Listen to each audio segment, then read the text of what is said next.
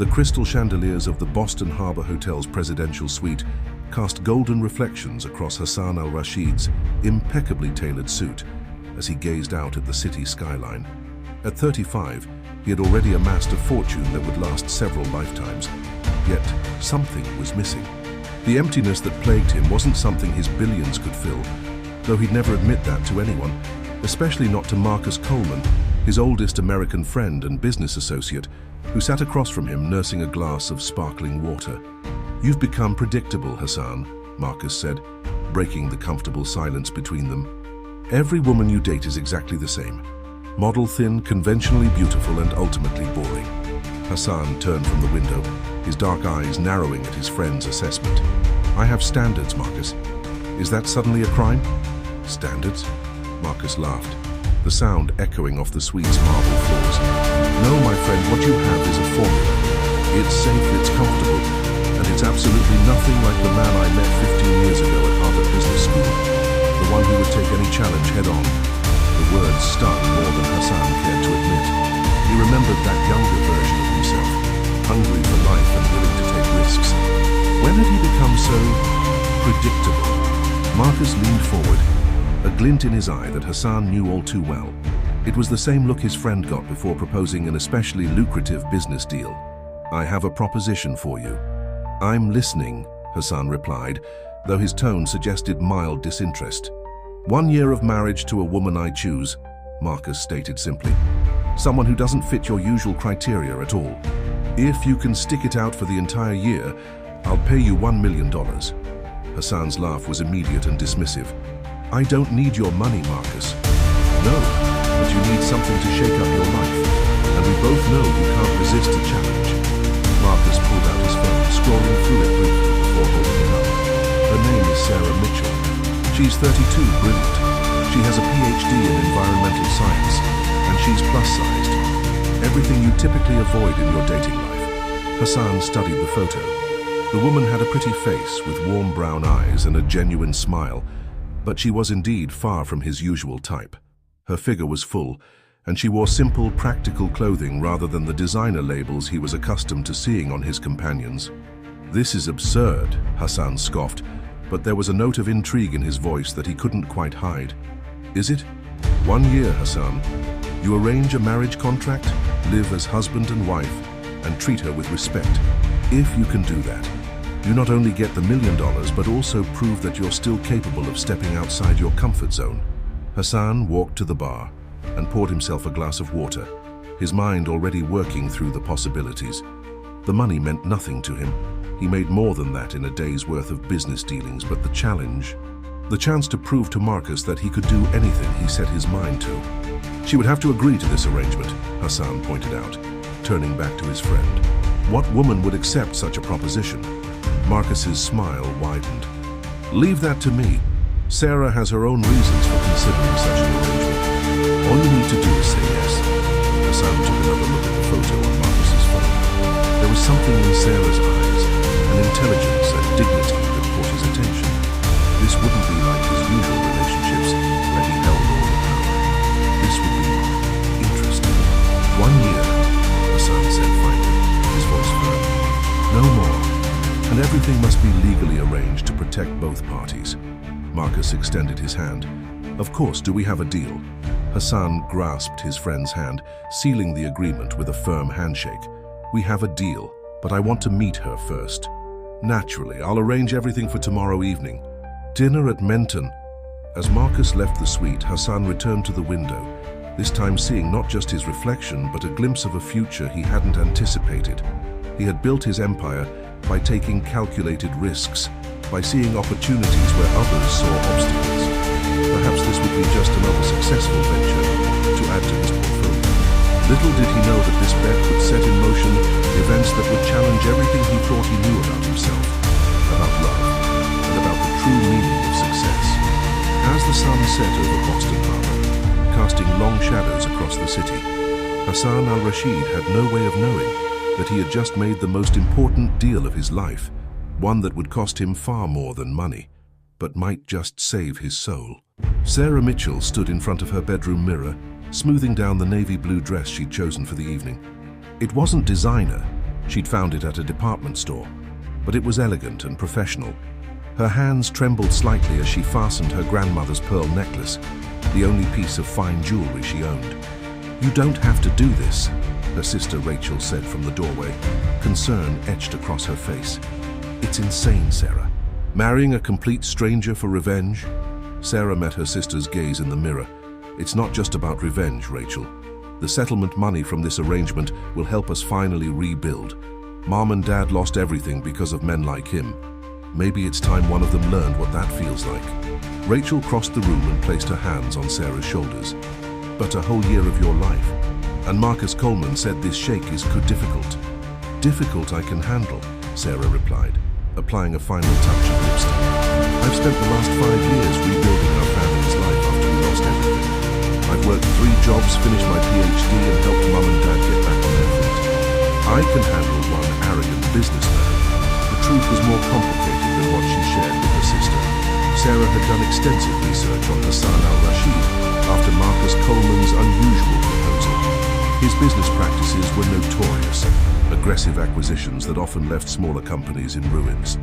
Companies like her family's environmental consulting firm, though she doubted he even remembered that particular takeover among his many conquests. Her phone buzzed with a text from Marcus. "Car waiting downstairs." Sarah gathered her courage along with her purse. "I should go, the reservation's at 8. "Just be careful," Rachel pleaded. "Men like that, they're used to getting their way." "So am I," Sarah replied with a confident smile she didn't entirely feel. "That's what he's about to learn." The ride to Menton was surprisingly smooth through Boston's usually congested streets. Sarah used the time to review what she knew about Hassan al-Rashid. 35 years old, Harvard Business School graduate, current CEO of Al-Rashid International Holdings. Estimated net worth, $4.2 billion. Known for his expensive tastes, model girlfriends, and ruthless business acumen. The restaurant's exterior was understated elegance, but inside, it screamed old-world luxury. The maitre d' led her to a private dining room, where Marcus Coleman waited with a man who could only be Hassan al-Rashid. Sarah's first thought was that photos didn't do him justice. He was tall, with the kind of presence that commanded attention without effort. His dark eyes assessed her with the same calculating interest she imagined he used in business dealings. She lifted her chin slightly, refusing to be intimidated. "Sarah," Marcus stepped forward, making the introductions. "Meet Hassan al-Rashid. Hassan, this is Dr. Sarah Mitchell." Hassan extended his hand, and Sarah noticed he didn't immediately tower over her as many men did when meeting her. Instead, he remained seated, forcing her to step forward into his space. A power play, she realized. 2 could play at that game. "Mr. al-Rashid," she said, her voice clear and confident as she took his hand. "I've heard a great deal about you. Please, call me Hassan," he replied, his accent adding richness to his perfect English. "I hope not everything you've heard has been terrible." Sarah allowed herself a small smile. "That would depend on your definition of terrible." A flicker of surprise crossed his face, quickly replaced by amusement. "Marcus didn't mention you had a sense of humor." "Marcus probably didn't mention a lot of things," Sarah said, taking her seat. "Shall we discuss the arrangement while we dine? I find business dealings go down easier with good food." Hassan studied her for a moment longer than was comfortable before nodding to the waiter. "The tasting menu for the table, please. And bring us the 2005 Chateau Margaux." As the waiter departed, Hassan turned his full attention back to Sarah. "You understand what you're agreeing to. 1 year of marriage, lived as a genuine couple in public. There will be social obligations, expectations. And you understand that I'm not a possession to be controlled?" Sarah countered. "I have my own career, my own life. This arrangement doesn't change that." The corner of Hassan's mouth twitched. "Marcus warned me you would be challenging. Did he? Good. Did? Then we're starting with honest expectations." The first course arrived, a delicate composition of seafood that probably cost more than Sarah's weekly grocery budget. She watched as Hassan expertly navigated the multiple forks, his movements graceful and practiced. "Why are you agreeing to this?" he asked suddenly, catching her off guard. "You don't seem like someone who needs money badly enough to enter into an arranged marriage." Sarah took a sip of wine, using the moment to choose her words carefully. "Perhaps like you, I find the challenge intriguing. Or perhaps I have my own reasons that, with all due respect, are none of your business, just as I assume you have yours beyond winning a bet with Marcus. For the first time that evening, Hassan looked genuinely interested rather than merely amused. "You're not what I expected, Dr. Mitchell." "Sarah, please," she corrected, "and you should probably get used to that feeling, Hassan. I suspect this year will be full of unexpected moments for both of us." As they continued their meal, Sarah couldn't help but notice how Hassan's guard slowly lowered, revealing glimpses of sharp intelligence and even occasional warmth beneath his polished exterior. It made what she had to do both easier and infinitely more difficult, because despite everything, despite knowing exactly who he was and what he had done, she found herself wondering if there might be more to Hassan al-Rashid than the ruthless businessman who had once destroyed her family's life without a second thought. The real question was, would that matter in the end? The law office of Coleman and Associates occupied the entire 42nd floor of a gleaming tower in downtown Boston. Sarah sat in the conference room, her fingers tracing the edge of the thick marriage contract before her. Through the floor-to-ceiling windows, she could see Hassan's reflection as he stood looking out at the city, his posture rigid with barely concealed impatience. "Everything appears to be in order," Marcus said, shuffling through the documents one final time. "The terms are clear: 1 year of marriage, maintaining all appearances of a genuine relationship. Hassan will provide a monthly allowance for expenses and social obligations. Sarah maintains her independence and career. After 1 year, a quiet divorce with a generous settlement." Sarah's eyes fell on the settlement figure, $5 million. Far more than the original bet between Hassan and Marcus, and far more than she'd expected. She wondered if Hassan insisted on the higher amount to prove the money meant nothing to him. "There's one additional term I'd like to add," Hassan said, turning from the window. "No outside romantic relationships during the year, for either of us." Sarah raised an eyebrow. "Worried about competition?" His expression remained neutral, but she caught a flash of something in his eyes, annoyance perhaps, or challenge. "Worried about maintaining appearances? It would be inconvenient if either of us were caught in a compromise." "Agreed," Sarah said, picking up the pen. "Though I suspect that requirement will be more challenging for you than for me." Hassan's lips curved into a slight smile. "You seem very confident about that, Sarah." The way he said her name, drawing out the syllables with his accent, sent an unexpected shiver down her spine.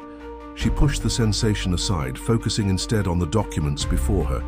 This was business, nothing more. "The press release announcing your engagement will go out tomorrow morning," Marcus continued. "We've crafted a plausible backstory. You met through mutual friends, had a whirlwind romance, and decided to marry quickly due to Hassan's business commitments, requiring him to return to the Middle East soon. Speaking of which," Hassan interjected, "we'll need to leave for Dubai next week." "I have business matters that can't wait." Sarah's head snapped up. "Next week? That wasn't part of our discussion." "It's part of maintaining appearances," Hassan replied smoothly. "My family will expect to meet my fiancé, unless you prefer to explain to them that our engagement is merely a business arrangement." The challenge in his voice was clear. Sarah sat straighter in her chair. "Fine, but I'll need to make arrangements at work." "Already taken care of," Marcus interrupted. "I spoke with your department head. They're thrilled about the possibility of establishing research connections in the UAE. You'll be able to continue your environmental research there." Of course, they planned everything. Sarah shouldn't have been surprised. These men were used to arranging the world to their liking. She signed the contract with perhaps more force than necessary, then slid it across the table to Hassan. As he signed, his sleeve pulled back slightly, revealing an expensive watch that probably cost more than her yearly salary. Everything about him screamed wealth and privilege, from his custom suit to his perfectly maintained manicured nails. How different from her father's hands, which had grown rough from taking construction work after losing the family business. "There's one more thing," Hassan said, interrupting her thoughts. He reached into his jacket pocket and withdrew a small velvet box. "For appearances." Sarah's breath caught as he opened the box, revealing a stunning engagement ring. The center diamond was enormous, surrounded by smaller stones that caught the light from every angle. "It's too much," she protested. "It's exactly what would be expected," Hassan countered, taking her hand. His touch was warm and firm as he slid the ring onto her finger. My wife would never wear anything less. The weight of the ring felt foreign, almost uncomfortable. Like the contract, it was both a symbol and a chain, binding her to this man and their elaborate deception. Now, Hassan said, his hand still holding hers, I believe we should celebrate our engagement properly. I've arranged dinner at L'Espalier, followed by a small engagement party at the Mandarin Oriental. Several key business associates will be there. It's important we begin, as we mean to go on. Sarah withdrew her hand, fighting the lingering warmth of his touch. You don't waste any time, do you? Time is money, as they say. His smile didn't quite reach his eyes. And speaking of money, you'll find your new credit cards in this envelope. Use them freely. It would raise questions if my fiancé suddenly became frugal. Sarah thought of her carefully maintained budget, of the years of stretching every dollar to help her family recover. The idea of sudden unlimited wealth felt somehow obscene. I prefer to use my own money, she said firmly. Hassan's expression hardened slightly. That's not how this works. You'll need to dress appropriately, attend certain events, maintain a specific lifestyle. Consider it part of the job. The job of being your wife? The words came out sharper than she intended. The job of being Mrs. Al-Rashid, he corrected. It comes with certain expectations. As they left the office together, maintaining the appearance of a happy couple for the benefit of watching eyes, Sarah felt the weight of those expectations settling around her shoulders. She had known this wouldn't be easy, but standing here now, wearing his ring and preparing to step into his world, she wondered if she had underestimated just how challenging this year would be. What she didn't expect was the small voice in the back of her mind, wondering if she had also underestimated Hassan al-Rashid himself. The Dubai sunset painted the sky in shades of orange and purple, a stunning backdrop to the ultra-modern skyline visible from Hassan's penthouse apartment. Sarah stood at the window, still adjusting to the reality that this would be her home for the next year. The space was immaculate, all clean lines and minimal decor, more like a luxury hotel suite than a home. Your quarters are through here, Hassan said, leading her down a hallway. I took the liberty of having the interior decorator prepare everything according to standard preferences. Standard preferences, Sarah noted, meant everything in cream and beige, without a hint of personality. The suite was larger than her entire apartment back in Boston, with a separate sitting room, massive bathroom, and a walk-in closet already filled with designer clothing in her size. You had clothes made for me? She asked, running her hand along a row of silk blouses. Ordered, not made. Though the tailor will be here tomorrow for proper fittings. Hassan leaned against the doorframe, watching her reaction. Is there a problem? Sarah turned to face him. You don't think it's a bit presumptuous? Choosing someone's entire wardrobe without consulting them. These are basics, nothing more. You'll need appropriate clothing for various social obligations. Unless you packed Chanel and Valentino in that suitcase of yours. The condescension in his tone made her bristle. I dressed professionally in Boston. This isn't Boston. Hassan straightened, his expression serious. Here, you represent not just yourself, but me, my family, and our business interests. Your appearance will be scrutinized at every event. Consider it part of our arrangement. Like the ring, like the credit cards, like everything else you think you can control. Something flickered in Hassan's eyes. Surprise, perhaps, at her direct challenge. Most people probably didn't speak to him this way. You agreed to this arrangement, Sarah. No one forced you. True enough, though he had no idea of her real reasons. Sarah took a deep breath, reminding herself of her purpose here. You're right, I apologize. This is all very new to me. Hassan's expression softened slightly. I understand. Take some time to settle in. We have dinner with my sister Amira and her husband tonight. They're eager to meet you. After he left, Sarah sat on the edge of the oversized bed, her mind spinning. The past week had been a whirlwind of activity. A hasty wedding ceremony at Boston City Hall, followed by an immediate flight to Dubai on Hassan's private jet. She had barely had time to process the reality of her situation. Her phone buzzed with a text from Rachel. How are you holding up? Sarah typed back, it's overwhelming. The wealth here is unreal. How's Mom? Better. The new treatment is helping. She asks about you. Sarah closed her eyes, remembering why she was doing this. The settlement money would ensure her mother could continue receiving the best medical care, would help her father finally retire instead of working endless construction jobs. 1 year of her life in exchange for her family's security. It seemed like a fair trade. A knock at the door interrupted her thoughts. A woman entered, Middle Eastern, probably in her early 40s, dressed elegantly but with warm eyes that immediately put Sarah at ease. "I'm Amira," she said with a smile, "Hassan's sister. I hope you don't mind me stopping by early. I couldn't wait to meet the woman who finally captured my brother's heart." Sarah stood, frantically trying to remember the cover story they had crafted. "It's wonderful to meet you. Hassan has told me so much about you," Amira laughed. "That would be a first.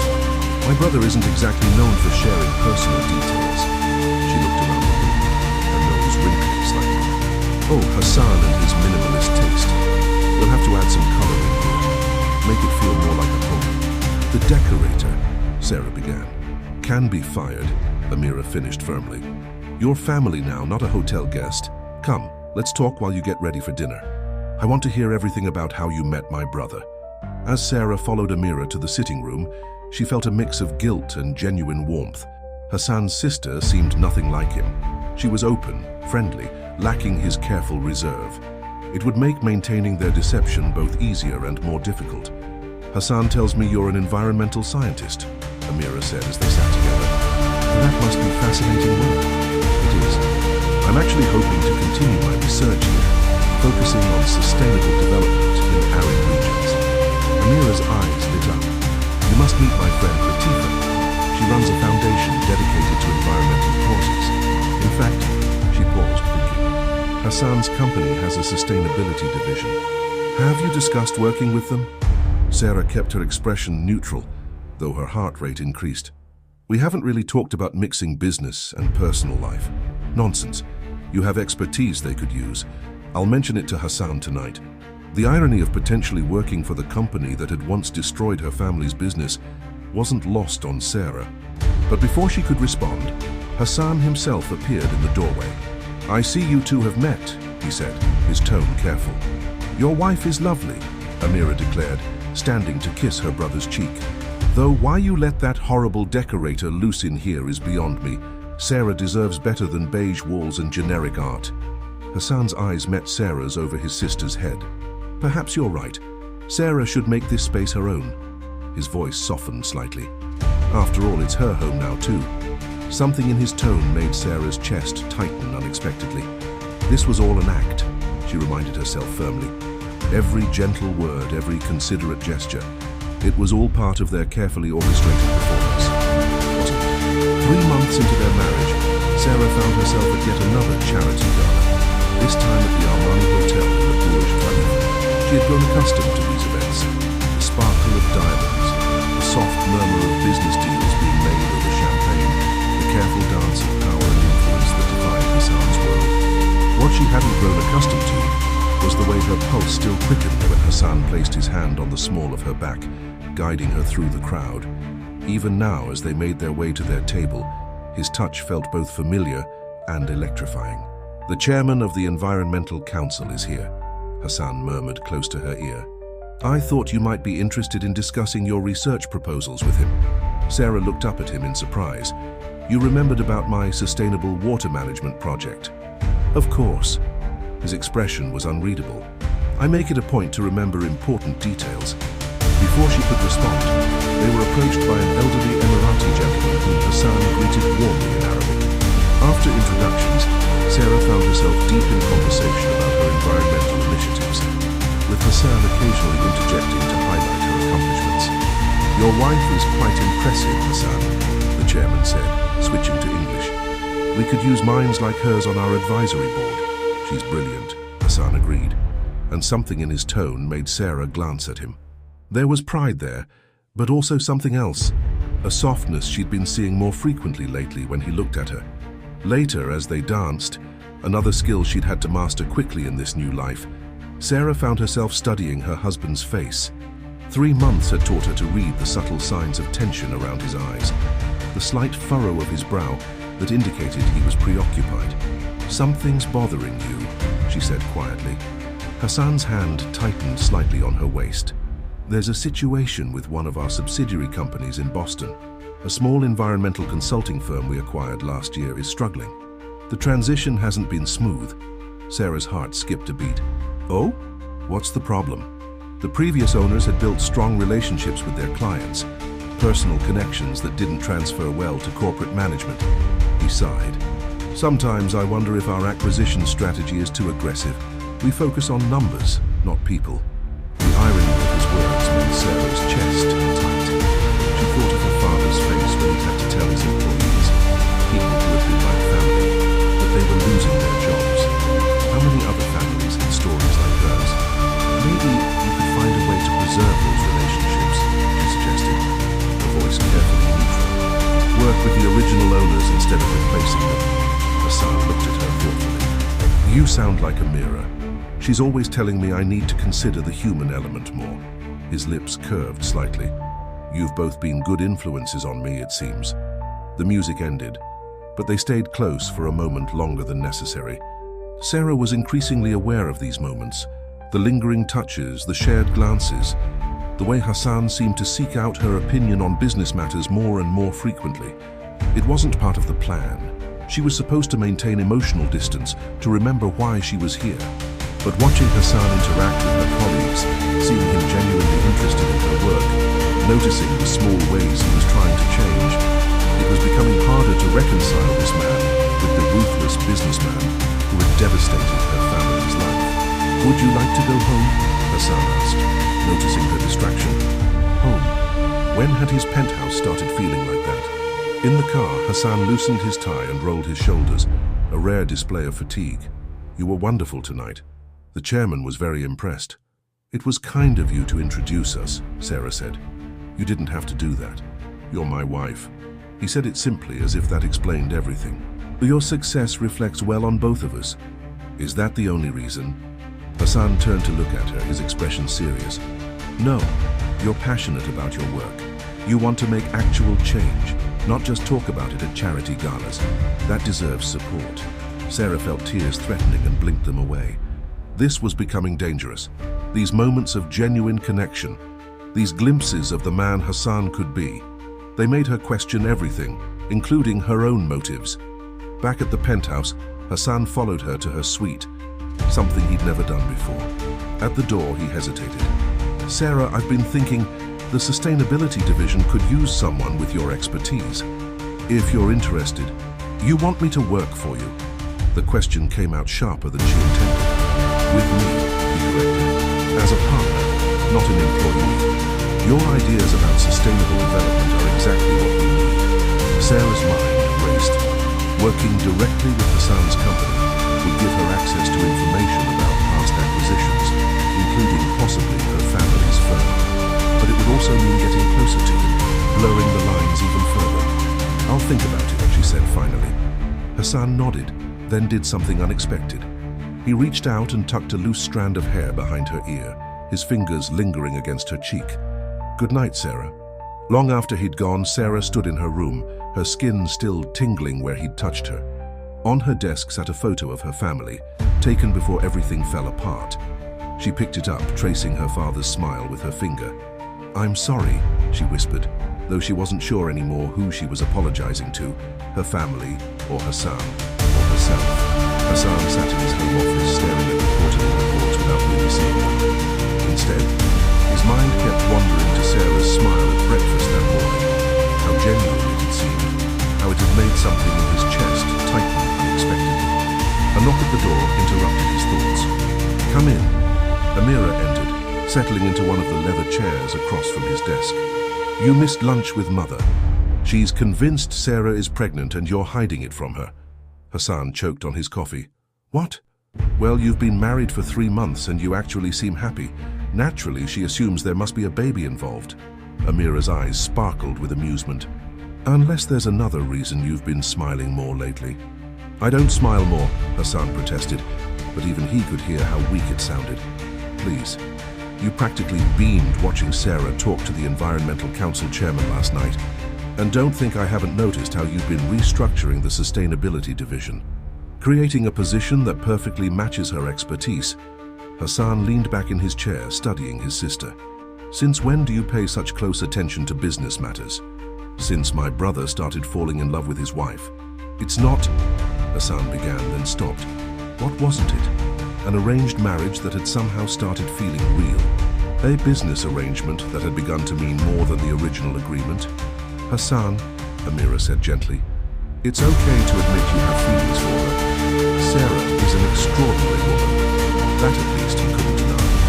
In 3 months, Sarah had charmed his family, impressed his business associates, and somehow managed to challenge every preconception he had about what he wanted in a partner. She was brilliant, compassionate, and surprisingly fun. She made him think about things differently, about his business practices, about his impact on people's lives, about himself. It's complicated, he said finally. Amira raised an eyebrow. Love usually is, but I've seen how she looks at you too, you know. Before Hassan could respond, his phone buzzed with a text from Marcus. Need to discuss something urgent about Sarah's background check. Hassan felt his stomach drop. I have to take care of something, he told Amira, already reaching for his jacket. An hour later, he sat in Marcus's office, staring at the file on the desk between them. Are you sure about this? Hassan asked, his voice tight. Marcus nodded grimly. The Mitchell Environmental Consulting firm. Your company acquired it 5 years ago. Sarah's father owned it. Hassan remembered the acquisition vaguely.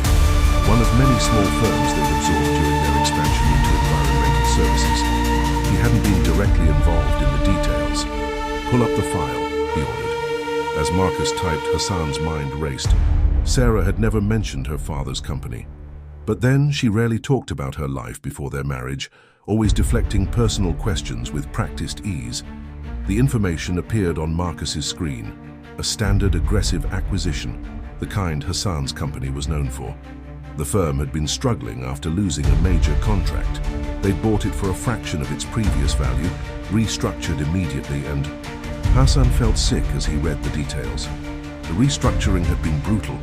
All employees terminated, the client list absorbed into the larger corporation. The Mitchell family left with nothing but debts from their attempts to save the company. There's more, Marcus said quietly. Sarah was working there at the time. She was actually the one who identified the problems with the lost contract, tried to fix things. She was also... what? She was pregnant. Lost the baby during all the stress of the acquisition and layoffs. Hassan stood abruptly, his chair scraping against the floor. The pieces were falling into place.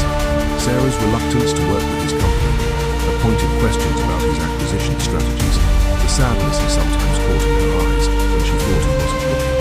She blames me, he said, his voice hollow. All this time, Hassan, Marcus started, but Hassan was already heading for the door. Cancel my meetings for the rest of the day. He drove aimlessly through the city, his mind replaying every interaction with Sarah through this new lens. Had it all been an act? Their growing closeness, her smiles, the way she'd started letting her guard down around him. But then he thought about the genuine passion in her voice when she talked about her work, her honest joy when spending time with his family, the way she'd started unconsciously leaning into his touch. Those moments had felt real. His phone buzzed. A text from Sarah.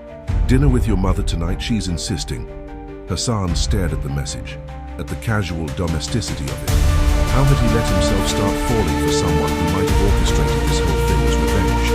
And yet he couldn't bring himself to regret it, because somewhere between their elaborate deception and the real moments they shared, Sarah had become more than just a business arrangement to him. She had become someone who made him want to be better, who challenged him to think beyond profit margins and market shares. The question was, what was he going to do about it? He typed back a response. Of course, I'll be home early. We need to talk. Sarah knew something was wrong the moment Hassan walked into the penthouse. His usual composed demeanor was fractured, tension radiating from every movement as he loosened his tie. She had seen him stressed before, but this was different. This was personal. We need to talk, he said, his voice carefully controlled. About Mitchell Environmental Consulting. The words hit her like a physical blow. Sarah sank into the nearest chair, her legs suddenly unable to support her. You know. Yes. Hassan remained standing, his posture rigid. Were you ever going to tell me? Or was the plan simply to wait out the year, take the settlement money, and disappear? It wasn't that simple, Sarah said quietly. Then explain it to me. His voice cracked slightly. Explain how my wife, the woman I've been falling in love with, has been planning revenge this entire time. The confession of love, even in this context, made Sarah's heart stutter. Hassan, your father's company, the lost contract, the acquisition. He began pacing, running a hand through his perfectly styled hair. I'd been racking my brain all afternoon, trying to remember the details. It was just another business deal to me then, just numbers on a spreadsheet. That's exactly the problem. Sarah stood, anger and pain finally breaking through.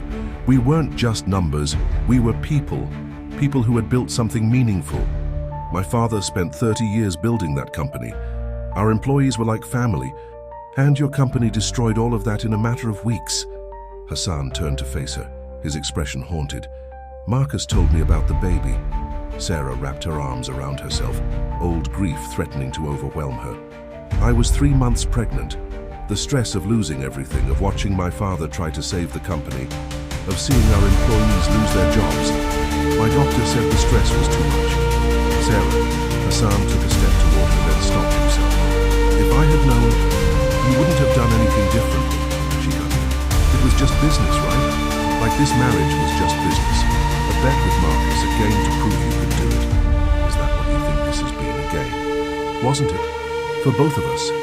Hassan moved closer, his eyes intense. You know it hasn't been, not for weeks now, not for either of us. And he was right. Somewhere between the charity galas and family dinners, between late-night conversations and shared moments of understanding, the lines had blurred. The act had become reality, the pretense truth. I wanted to hate you, Sarah whispered. I thought if I could just make you understand what it feels like to have everything taken away. But you're not the man I thought you were. Or maybe you're not that man anymore. She looked up at him, tears threatening. I've watched you with your family, with your employees. I've seen how you've started changing the way you do business, how you consider the human cost now, not just the bottom line. Hassan reached out, brushing away a tear that had escaped down her cheek. Because of you, you made me see things differently. You made me want to be better. Hassan, no, let me finish. His hand cupped her face, thumb stroking her cheek. What happened to your family was unforgivable. I can't change the past, but I can try to make amends. Not just to you, but to all the other families affected by my business practices. Sarah placed her hand over his where it rested on her cheek. It wasn't supposed to be like this. I wasn't supposed to fall in love with you. The admission hung between them, heavy with implications. Hassan's other hand came up to frame her face, his eyes searching hers. What do we do now? I don't know, Sarah admitted. Everything's so complicated. Then let's simplify it. Hassan's voice was soft but firm. Do you want this marriage to be real? Not for revenge, not for money, but because what we've found together means something? Before Sarah could answer, Hassan's phone buzzed insistently. He ignored it, but Sarah had already stepped back, the moment broken. Your mother is expecting us for dinner, she reminded him, wiping her eyes. Hassan caught her hand as she turned away. This conversation isn't over. I know, Sarah managed a weak smile. But right now we both need time to think. As they prepared to leave for dinner, maintaining the appearance of normalcy, Sarah caught glimpses of Hassan watching her with an intensity that made her breath catch. The truth was finally out, but instead of bringing clarity, it had only highlighted how complex their situation had become. Because the real question wasn't whether she could forgive Hassan for the past. The question was whether they could build a future together despite it. The dinner with Hassan's mother was a masterclass in maintaining appearances. They smiled, held hands, played the perfect couple while their world shifted beneath their feet. If Fatima al-Rashid noticed anything amiss, she gave no indication, too busy sharing stories of Hassan's childhood and not so subtle hints about grandchildren. It wasn't until they returned home that the facade cracked. In the elevator, Hassan reached for Sarah's hand, a gesture that had become natural over the past months. She let him take it, their fingers intertwining with familiar ease. I need to show you something, he said as they entered the penthouse. Come to my office. Sarah followed, curious despite her emotional exhaustion. Hassan's home office was his sanctuary, a place she'd rarely entered. Now she watched as he unlocked his computer and pulled up a series of documents. I've spent the afternoon making calls, he explained, gesturing for her to look at the screen. These are the records of every small company we've acquired in the past 5 years. I'm having teams review each case looking for situations similar to your father's. Sarah leaned closer, scanning the documents. Why? Because you were right. Hassan ran a hand through his hair, a gesture she'd come to recognize as a sign of genuine agitation. We've been too focused on profits, on expansion at any cost. It's time to make things right. Hassan, you can't undo every acquisition. No, but I can ensure fair compensation. Set up programs to help displaced employees find new positions. Create transition plans that preserve existing relationships instead of dismantling them. He turned to face her. Starting with your father's former employees. Sarah felt tears threatening again. You'd do that. I should have done it years ago. Hassan's voice was heavy with regret. It took meeting you, seeing the human cost of my business decisions through your eyes to understand what I've been doing wrong. Sarah sank into one of the office chairs, overwhelmed. This was not how she had expected this confrontation to go. She had prepared for anger, for accusations, for the end of their arrangement. Not for this. I need to tell you something too, she said quietly. About the marriage contract. Hassan stilled, waiting. The settlement amount, the $5 million, I never intended to keep it. Sarah met his eyes. The plan was to use it to set up a foundation, providing support for small business owners affected by corporate takeovers, to help other families avoid what happened to mine. For a moment, Hassan just stared at her. Then unexpectedly, he laughed, a genuine warm sound that made Sarah's heart flip despite everything. What's funny? Us, he said, moving to kneel in front of her chair. Here I am, trying to make amends by helping small businesses, and you've been planning the same thing all along. We're more aligned than we realized. Sarah couldn't help but smile. Maybe that's why this stopped feeling like an arrangement. When did it change for you? Hassan asked softly. When did you start seeing me differently? I think it was gradual. Watching you with a mirror, seeing how much you care about your family. The way you listened when I talked about environmental issues, really listened. How you started questioning your own business practices, even before you knew about my family. He touched his cheek gently. When did it change for you? The first time I saw you stand up to that condescending board member who dismissed your research. You were so passionate, so brilliant. I remember thinking that you were everything I never knew I wanted in a partner. His eyes softened. I've been falling in love with you for months, Sarah. Finding out about your original motives hurt, but it doesn't change how I feel. What does change? Everything. Nothing. Hassan took her hands in his. The contract, the bet with Marcus, none of that matters anymore. What matters is what we want to build together if you're willing. Before Sarah could respond, a knock at the office door interrupted them. Amira entered, then stopped short at the scene before her. I'm sorry, I didn't mean to interrupt, she said, starting to back out. It's okay, Hassan said, standing but keeping one of Sarah's hands in his. What is it? The Foundation Board meeting tomorrow. They're requesting Sarah's presence. They're very interested in her proposals for sustainable development initiatives. Amira's eyes darted between them. But it can wait if you two need. No, Sarah said, squeezing Hassan's hand. I think it's exactly what we need right now. A chance to start building something new. Together. Hassan's answering smile was like sunrise breaking through clouds. Together, he agreed. As Amira left, closing the door behind her, Sarah and Hassan remained standing close, their hands still linked. The truth was out, the past acknowledged, but instead of ending their story, it felt like a new chapter was beginning. The question was, were they brave enough to write it? The Mitchell Foundation for Sustainable Business, Sarah read aloud from the proposal document, testing how the words felt on her tongue. Across the conference table, Hassan watched her intently, his expression a mix of hope and uncertainty.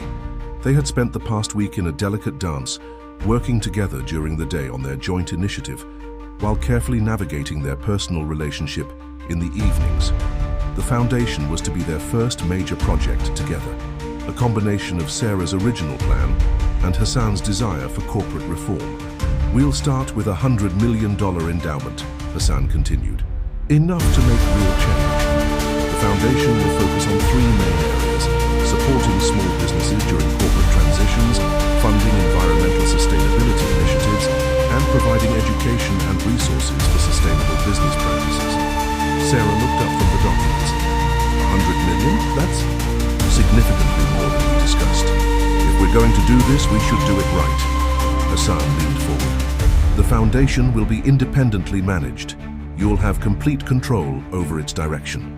I want to support your vision, not control it. The gesture wasn't lost on Sarah. Hassan al-Rashid, famous for his need to control every aspect of his business empire, was willingly stepping back, trusting her. "Thank you," she said softly, "but I don't want to run it alone. We should do this together." Hassan's face lit up with genuine pleasure. "I was hoping you'd say that. Actually, I have something else to show you." He pulled up another document on his tablet and passed it to her. Sarah's eyes widened as she read. "These are the original employees from my father's company. Yes, I've had my team tracking them down. Many are struggling in their current positions. Some never fully recovered professionally. I thought maybe the foundation could start by offering them positions. Their experience would be invaluable." Sarah felt tears threatening. "Including Mr. Rodriguez. He was our chief environmental analyst. Dad always said he was the best in the business. Especially Mr. Rodriguez. The foundation will need experienced people who understand both the environmental and business aspects of what we're trying to achieve." Standing abruptly, Sarah walked to the window, trying to compose herself. Hassan followed, keeping a careful distance. "You're making it very hard to hold on to my anger," she said finally. "That's not why I'm doing this." Hassan's voice was gentle. "I'm doing it because it's right. Because you helped me see what I should have seen years ago." Sarah turned to face him. "And us? What do you see there?" "I see possibility," he answered honestly. "I see a partnership that could be extraordinary, if we're brave enough to try. No contracts, no arrangements, no hidden agendas. Just us, building something meaningful together." Before Sarah could respond, Amira burst into the conference room, waving her phone excitedly. "Have you seen the business news? The stock market is going crazy over the foundation announcement. Everyone's calling it a revolutionary approach to corporate responsibility." Hassan didn't take his eyes off Sarah.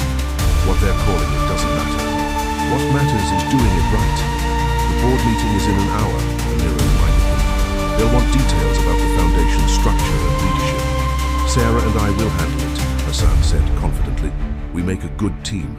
The words echoed their conversation from months ago, but this time they rang true. They were a team now, in ways neither of them had expected. Later, after successfully presenting their vision to the board, they found themselves alone in Hassan's office. Sarah was studying the city lights, remembering how foreign this view had felt when she first arrived. "I called my father today," she said quietly. "Told him about the foundation." Hassan tensed slightly. "What did he say?" He was quiet for a long time. Then he asked if this was what I really wanted. He turned to face Hassan. "I told him it was, that people can change and sometimes they can help others change too." "Did he believe you?" "He asked to meet you. Properly this time, not as his daughter's arranged husband, but as the man who wants to make things right." Sarah moved closer to him. "I told him you're also the man I'm falling in love with." Hassan's breath caught. "Sarah, I'm still angry sometimes," she admitted, "about what happened to my family, about the baby. Those feelings don't just disappear, but I'm also grateful for where we are now, for who you're becoming, for who we're becoming together." Hassan reached for her hand, intertwining their fingers. "Come to Boston with me. Let's meet your family, start making amends. Not because of guilt or obligation, but because it's part of building our future." Sarah squeezed his hand. "Our future." I liked the sound of that. As they stood together looking out at the Dubai skyline, Sarah realized that sometimes the best foundations are built on the ashes of what came before. Their story hadn't started with love, but perhaps that's what made their journey toward it all the more meaningful. The Mitchell family home looked exactly as Hassan had imagined from Sarah's descriptions. A modest colonial with a well-tended garden and a wraparound porch where her father spent his evenings. Now standing in the driveway of this Boston suburb, Hassan felt more nervous than he had before any business deal. "Ready?" Sarah squeezed his hand encouragingly. The door opened before they reached it, revealing Rachel, who wrapped Sarah in a tight hug before fixing Hassan with an evaluating stare. "So, You're the billionaire who married my sister. Rachel, Sarah warned, but Hassan stepped forward. I'm the man who's trying to deserve your sister, he said simply. Something in Rachel's expression softened slightly. Come in, Mom and Dad are waiting. The living room was cozy, filled with family photos and well-worn furniture. Hassan's eyes were drawn to a particular photo. A younger Sarah standing proudly in front of the Mitchell Environmental Consulting offices, her father's arm around her shoulders. Both were beaming at the camera. That was taken the day Sarah earned her PhD, a quiet voice said. Hassan turned to find Thomas Mitchell studying him. She was supposed to take over the company eventually. We had big plans. Dad, Sarah started, but Hassan spoke first. Mr. Mitchell, I know nothing I say can make up for what happened, but I'm here to listen, to understand, and to work with you to make things right. Sarah's mother, Ellen, emerged from the kitchen carrying a tray of coffee. Make things right how? Over the next hour, Hassan and Sarah explained their plans for the foundation, including the initiative to rehire former Mitchell Consulting employees. Thomas listened intently, asking pointed questions about structure and oversight. You're giving Sarah full control? He asked finally. Joint control, Sarah corrected. We're partners in this. Thomas studied them both for a long moment. You're not what I expected, he told Hassan. When Sarah told us about the arranged marriage, we feared. You feared I was exactly the kind of businessman who had destroyed your company, Hassan finished. You weren't wrong, I was that person, but Sarah, she changed everything. Love has a way of doing that, Ellen said softly, and Hassan noticed how she reached for her husband's hand. I'd like to show you something, Hassan said, pulling out his tablet. These are the preliminary plans for the Foundation's first project. We're establishing a research center focused on sustainable business practices, particularly for small to medium-sized environmental firms. We'd like to name it the Mitchell Institute. Sarah turned to him in surprise. They hadn't discussed this part. Thomas Mitchell's hands trembled slightly as he took the tablet. You want to use our name? Your reputation in the environmental consulting field was impeccable, Hassan explained. The name Mitchell still means something to people in this industry. It should be preserved, honored. Rachel, who had been quietly observing, spoke up. And this isn't just some PR move? No, Sarah answered firmly. This is about legacy, honoring the past while building something new for the future. Hassan watched as Thomas Mitchell studied the plans, noting how his expertise showed in the questions he asked. This was a man who had built something meaningful once. Perhaps he could do it again. We'd like you to be on the advisory board, Hassan said. Both you and Mrs. Mitchell. Your experience would be invaluable. Ellen Mitchell wiped away tears. All this time we thought we'd lost everything, that all those years of work just disappeared. Nothing disappears, Hassan said quietly. It just changes form. Sometimes it takes someone special to help us see how to rebuild. He looked at Sarah as he said this, remembering their own journey from arranged marriage to genuine partnership. Later, as they prepared to leave, Thomas pulled Hassan aside. Do you love her? Yes, Hassan answered without hesitation. More than I ever thought possible. Then take care of her. Not with money or position. She doesn't need those things. Take care of her heart. I will, Hassan promised. Every day for the rest of our lives. Back in their hotel suite, Sarah curled against Hassan on the balcony, watching the Boston skyline. Thank you, she whispered, for everything today. I should be thanking you, he replied, pulling her closer. Your family's forgiveness, their willingness to work with us, it's more than I deserve. Maybe it's exactly what you deserve. Sarah lifted her head to look at him. The man you're becoming, the one who wants to make a real difference, that's the man I fell in love with. Hassan touched her face gently. I love you, not because of a contract or an arrangement, not because of guilt or redemption, just because you're you and somehow you saw the best in me even when I couldn't see it myself. As they kissed, the Boston night stretching out before them, both knew that while their story hadn't started with love, it had led them exactly where they were meant to be. 1 year to the day after their original agreement, Sarah and Hassan found themselves back at the Boston Harbor Hotel. The presidential suite looked exactly the same, but everything else had changed. Remember our first meeting here? Marcus asked, raising his glass of sparkling water. Who would have thought we'd end up here? You did, Hassan said, giving his friend a knowing look. That's why you arranged all this, isn't it? You knew Sarah's background when you proposed the bet. Marcus's smile was enigmatic. I knew you both needed something to shake up your lives. The rest, well, sometimes people just need a little push in the right direction. Sarah laughed, leaning into Hassan's side. A push? More like a calculated shove off a cliff. Which reminds me, Hassan said, reaching into his jacket pocket and withdrawing a check. I believe I won our bet. Marcus took the check and immediately tore it in half. The money was never the point, my friend, though I do expect a significant donation to the Mitchell Institute's new research center. Already arranged, Sarah assured him. The groundbreaking ceremony is next month. Dad's been working with the architects on the sustainable design elements. The transformation in the past few months had been remarkable.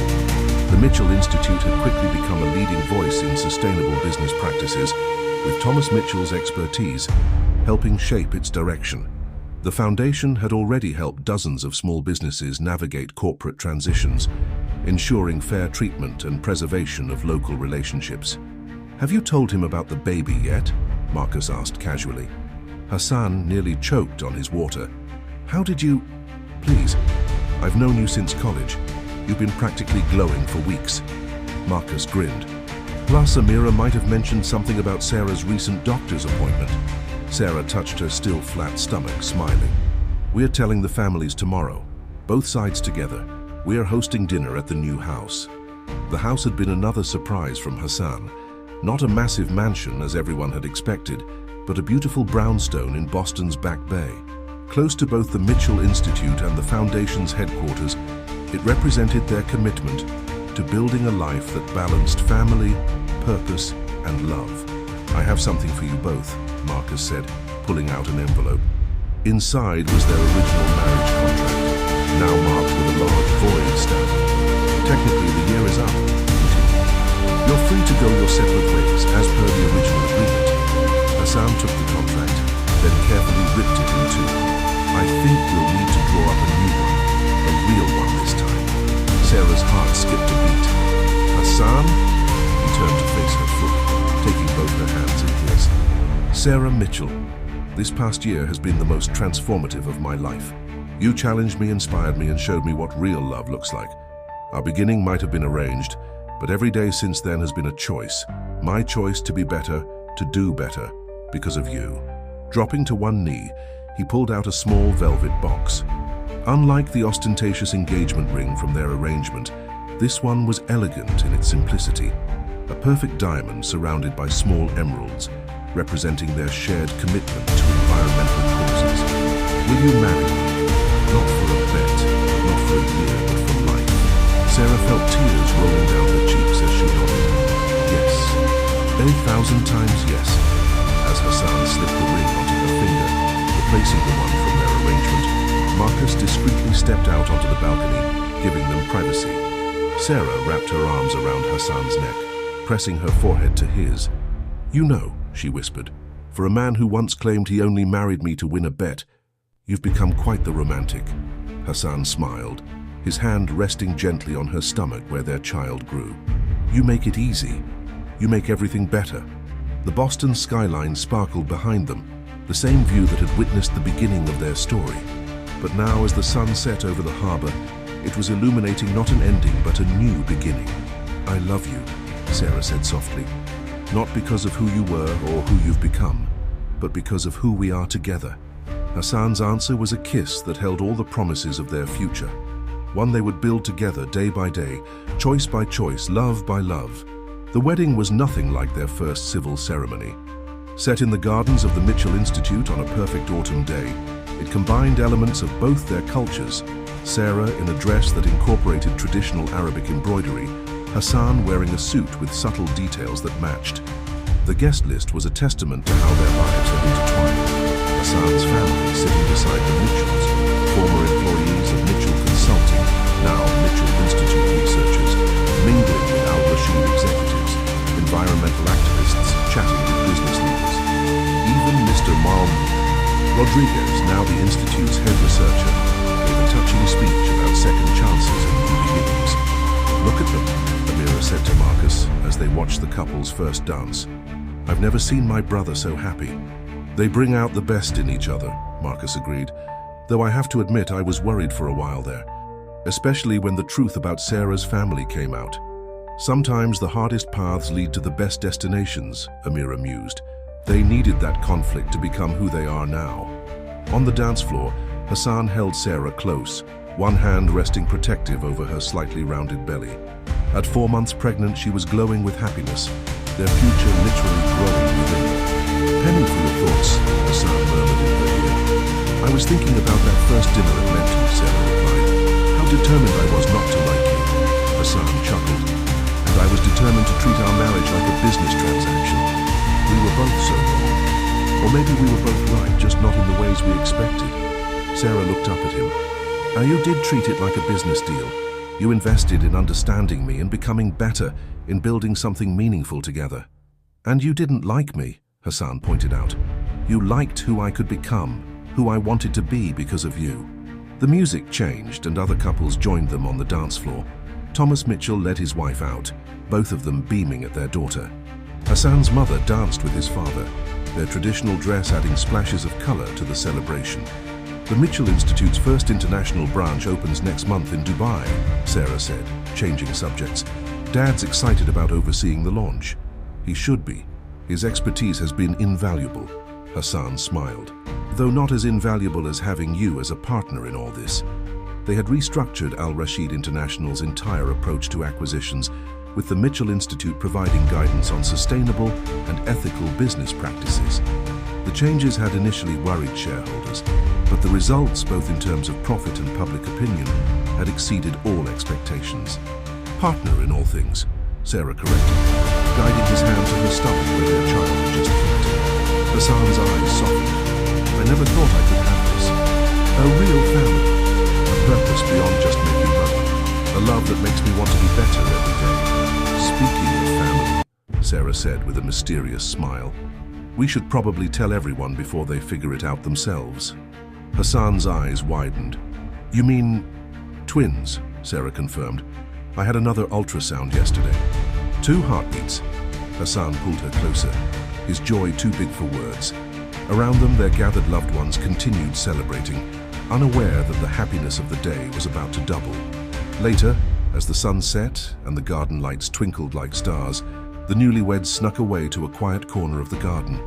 The Mitchell Institute building rose behind them, its sustainable design a physical representation of their shared vision.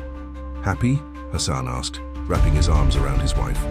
"More than I ever thought possible." Sarah turned in his embrace to face him. "You know, when this all started, I thought I was going to teach you a lesson about loss. Instead, you taught me about growth, about how love can transform everything it touches." "We taught each other," Hassan corrected, "and we'll keep teaching each other every day." As they stood together in the garden they had built, surrounded by the life they had chosen, both remembered that night at the Boston Harbor Hotel where their story began, an arranged marriage that had become real, a bet that had become love, a quest for revenge that had become a journey of healing. And as the stars appeared above them, Hassan and Sarah Al Rashid held each other close, knowing that their greatest adventure was just beginning.